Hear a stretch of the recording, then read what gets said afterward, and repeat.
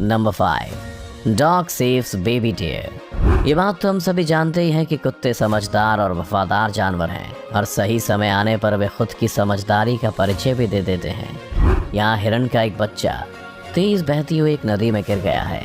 उस बच्चे को अभी तैरना नहीं आता और वो डूबने लगता है। वो बच्चा अपनी मदद के लिए जोर जोर से चिल्लाता है। तभी वहाँ एक कुत्ता आ जाता है और डूबते हुए हिरण को पकड़ लेता है। कुत्ते अच्छे तैराक होते हैं जो एक ही सांस में पूरी नदी को पार करने की क्षमता रखते हैं। वो कुत्ता अपनी काबिलियत का प्रदर्शन करता है और हिरण को अपने चबड़े से पकड़कर नदी से बाहर ले आता है। हिरण खुद की जान बच जाने पर बेहद खुश होता है और जोर जोर से चिल्लाकर अपनी खुशी जाहिर करता है।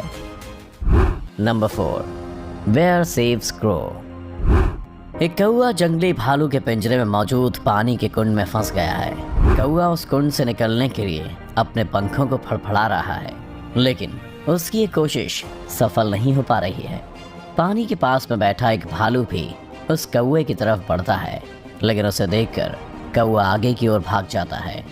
भालू एक खूंखार जानवर है जो अपने शिकार को बड़ी ही बेरहमी से मारता है, लेकिन वो हर समय खतरनाक नहीं होता और कई बार अपने रहम दिल होने का परिचय देता है। कुछ देर तक कौआ ऐसे ही तड़पता रहता है और अब भालू से भी कौए की हालत देखी नहीं जाती। भालू फिर से एक बार पानी में झपट्टा मारता है और उस कौए को अपने मुंह से पकड़ने में कामयाब हो जाता है। वो भालू कौए को पानी से निकाल कर ज़मीन पर बैठा देता है और पलटकर अपना खाना खाने में लग जाता है। कुछ देर तक ज़मीन पर पड़े रहने के बाद कौआ का गीला शरीर भी सूखने लगता है और वो उठकर खड़ा हो जाता है। Number 3, duck saves penguin. एक पेंगुइन अपने दोस्तों के साथ चट्टानों के बीच में फंस गया है और वहां से निकलने की जगह तलाश रहा है, लेकिन तभी उसका पैर फिसलता है और वो सीधा नीचे गिर जाता है। मगर यहाँ उसका सामना शिकारी पक्षी कैरकरा से होता है जो उस पेंगुइन के पीछे हाथ धोकर पड़ जाता है। यहाँ शिकारी पक्षी के कुछ और साथी भी आ जाते हैं और पेंगुइन पर हमला करने लगते हैं। वो पेंगुइन कैरकरा से पीछा छुड़ाने के लिए काफ़ी प्रयास करता है और उनके हमलों का जवाब भी देता है, लेकिन उनके सामने उस अकेले की बिल्कुल भी नहीं चलती। तभी स्टीमर डक का एक जोड़ा वहाँ पहुँचता है और पेंगुइन को बचाने के लिए उन कैरकरा से भिड़ जाता है।